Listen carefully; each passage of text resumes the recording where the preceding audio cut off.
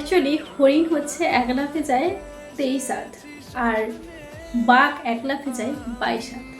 তো এটার দ্বারা বোঝা যায় যে কোনোদিনও বাঘ কিন্তু হরিণকে ধরতে পারবে না।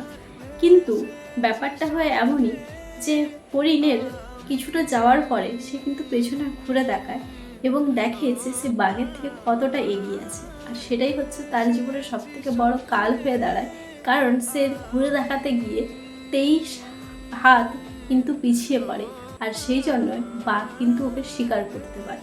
তো এখান থেকে আমরা একটাই শিক্ষা নিতে পারি যে লাইফে যা কিছুই হয়ে যাক না কেন, কোনোদিনও পেছনে ঘুরে দেখার দরকার নেই।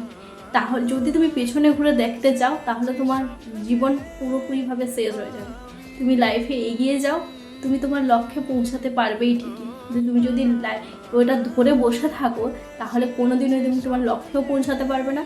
কোথায় ফ্রড হয়েছে, কোথায় ফেক হয়েছে, কোথায় কি হয়েছে, তোমার লাইফের সঙ্গে কোথায় কি হয়ে গেল, তোমার ফ্যামিলির সঙ্গে কোথায় কি হয়ে গেল, ওটা না ভেবে লাইফে এগিয়ে যাও। তাহলে তুমি তোমার লক্ষ্যেও পৌঁছাতে পারবে, তুমি সাকসেসফুলও হতে পারবে, সেটা কেরিয়ারের দিক থেকে হোক বা তুমি সংসারের দিক থেকে হোক, যেখান থেকে হোক না।